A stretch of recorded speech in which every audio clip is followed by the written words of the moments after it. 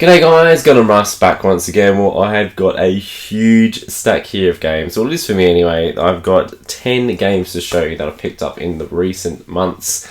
So I can't wait to dive in and let you see what I've picked up. I have got a bit of a croaky voice at the moment. I'm coming to the end of a cold, so I was trying to do my voice work for my Resistance 2 review, but unfortunately with this cold, it is kicking me about and I cannot get it done just yet, but we are so close to having that review out to you guys. I cannot wait. But we're here to look at the games. So the first game I've got to show you that I picked up, which I picked up yesterday from work, so exciting, couldn't wait to get home to play it, and that is Crash Bandicoot It's About Time. And it is about bloody time that we saw a new Crash Bandicoot game. Always been a big fan of the original Crash Bandicoot games, and to finally have number 4, I don't really count the ones on PS2 all that much, I don't rate them all that high, but to have this one, super awesome. I love the fact that there's multiple characters you can use in this game. I love the fact that it's still quite challenging. I got to the first boss, I think it's in the second world, and man, was it a challenge for me. For some reason I kept dying, and I reckon I died over 50 times, guys.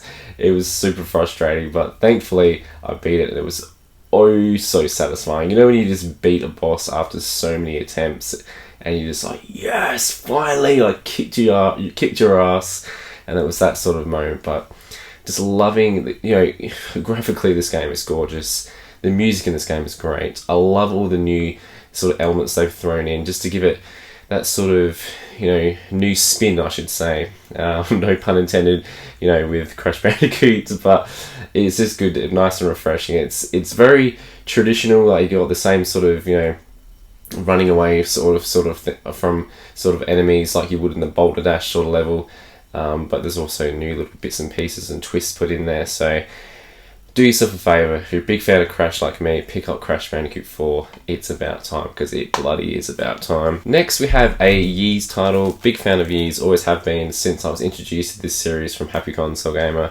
many years back. I do have this particular one on the Vita, but I really wanted to get it on the PS4, and that's Ys Memories of Celceta.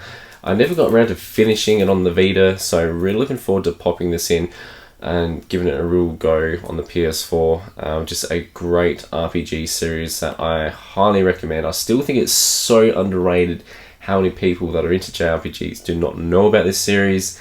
I cannot wait to pick up Ys Origins. I think it's Origin or Origins, I think, which will be coming out very soon. I'm going to be pre-ordering that, but very happy to have Ys Memories of Celceta. This next JRPG, I've got a lot of JRPGs in here, guys. I've been going crazy for JRPGs, but this one here, never played, Secret of Mana, and I've heard that it's just such a gem within the JRPG genre.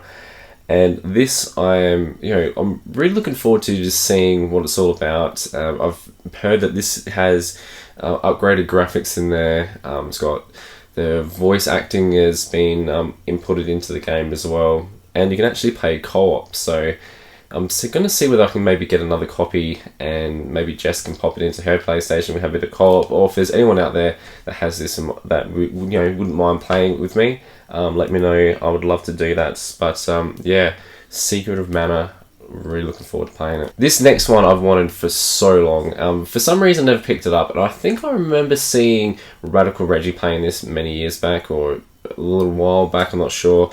But this is the Ninja Saviors Return of the Warriors. So this is a really cool looking 2D side-scrolling fighting style game. And the thing I love about this so much when I got this and opened it up was the fact that inside it has some stickers, which is like, I was like, holy shit, there's stickers in here. It also has this really cool poster as well. I was like, wow, that is so cool. You just don't see that nowadays.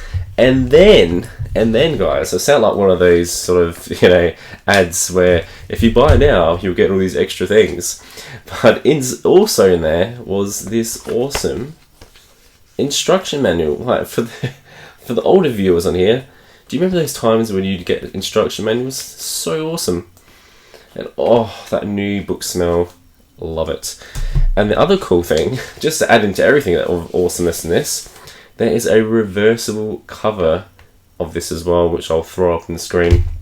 And I absolutely love when they do reversible covers, especially when it's like, you know, a fan-made one as well. But I've always been a big fan of these sort of side-scrolling fighters since I played Streets of Rage 2 way back in the day.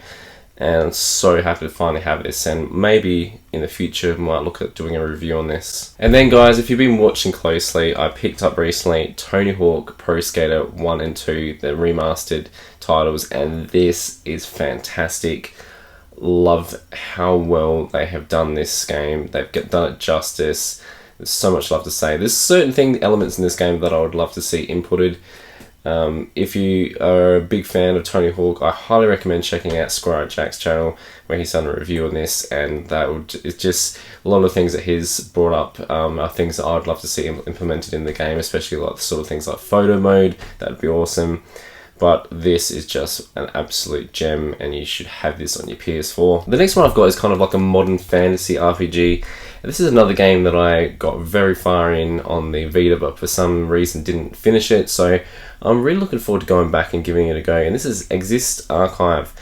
So it's just a really fun sort of title that I've, as I said, sunk a lot of hours into. You know, getting to explore dungeons. You just got these really sort of fun characters that you just get really absorbed in the story with, and you just fall in love with each of them. They've all got their own sort of uniqueness to them, and there's just so many cool combos you can do with the battle system as well. But I've always really enjoyed this. It's you know, a game that you can pick up for really cheap. If you're like myself from Australia, if you go on Oz Game Shop, you can pick this up for around about $20 sealed new. So definitely check it out and pick it up while you can, because I think this is going to be sort of a title that's going to be hard to get in the future. Oh yes, so we've got this title here, and this is one I can't wait to rip open the wrapper and sink my teeth into it after I get a lot of my backlog out of the way. If you're anything like me, my backlog is out the bloody room. That's how big my backlog is at the moment. But when I get around to it, I will play these games. This one here, Super Neptune RPG. Now, I've always been a big fan of the Neptune games since the PS3 days, and there's just so much I want to talk about with this series, and I'm definitely going to be doing a review series on this particular game series, because as I said, there's so much I want to say. Basically, like a lot of these characters in this game, the female characters, are all based on different consoles. So one will be Xbox, one will be Xbox 360, one will be you know, the PlayStation Vita, one will be the PSP. It's super awesome, and all the enemies you go up against within the game are sort of like little Easter eggs of certain games. Like you'll have like this green pipe, which would kind of be like out of Super Mario.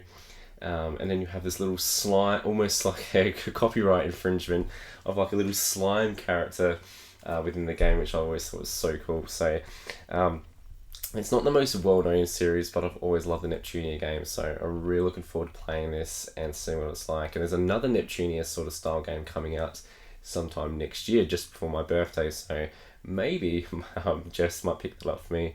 Who knows? This one is just a guilty pleasure of mine, and I can hear the disc is loose inside. It's sealed up, but the disc has popped out. But this is Red Faction Guerrilla Remastered, and I love the fact that it's got Mars right there highlighted. I'm a big fan of anything to do with space, especially Mars. But yeah, this is just this game here is just a really good stress reliever of a title. You can just go around and just break the shit out of buildings and just make them fall apart by ripping bits off of it, like smashing bits off. And I've always loved that. It's not the greatest sort of, you know, storylines, but it's just that satisfaction of going around and destroying things. This is uber cheap at the moment, so pick it up. If you never played Red Faction Guerrilla, highly recommend it. It's got the Gundam Russ tick of approval. This one here I picked up recently, and this is Noelle, the legendary Alchemist, Altelia of the New World. So this is a spin-off of the Altelia games, which are really fun. The way I could say it is you're basically an alchemist in a lot of these titles, or you are in all the titles, I guess. And as you're fighting monsters, you gather up ingredients which then allow you to you know, discover new moves and magic and that sort of thing. And I really love that. It's just a simple game, but I just love the fact that you know, you can go out there and beat the shit out of things. The first game I ever played with the Atelier series was Atelier Sophie on the PS4.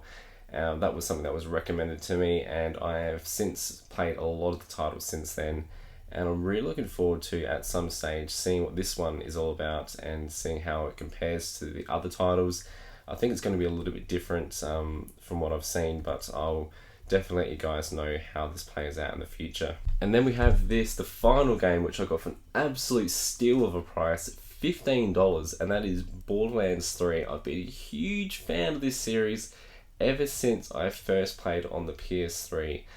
I remember, you know, going up against the first boss in that game, using the vehicles to jump over the cliffs, just the different sorts of guns you could get in the game, just the customizations of the guns, the graphics. I just love the shaded graphics of the game. I just love so much about the series, but I cannot wait to see how this game plays out, and hopefully we'll continue to see more Borderlands in the future. I don't know much about the story of this particular one. I've managed to keep myself away from any spoilers or anything like that, which I don't think there'll be too many out there, but yeah, to pick this up for $15, I thought it was an absolute steal. Well, I hope you enjoyed this video, guys. Please forgive me for obviously looking like shit and sounding like shit. Hopefully in the coming days I'll be over this cold. But I thought, you know what, it's been a couple of weeks since I've uploaded a video, and I really wanted to show you guys what I've picked up. There's some really exciting games for me to play in the future. I would love to hear from you guys what games you've picked up recently. That is something that I always love, especially when you guys, you know, let me know of games I haven't heard of, and it gives me an opportunity to look them up and discover some really cool games. Well guys, thank you very much for watching. Please stay tuned, because I'm pretty sure the next video that's going to be coming out is going to be the Resistance 2 review. I'm hoping I'm going to blow your bloody socks off, guys. Alright guys, I'm Gundam Gaming, and thank you very much for watching, and don't forget to subscribe, fools. See you later.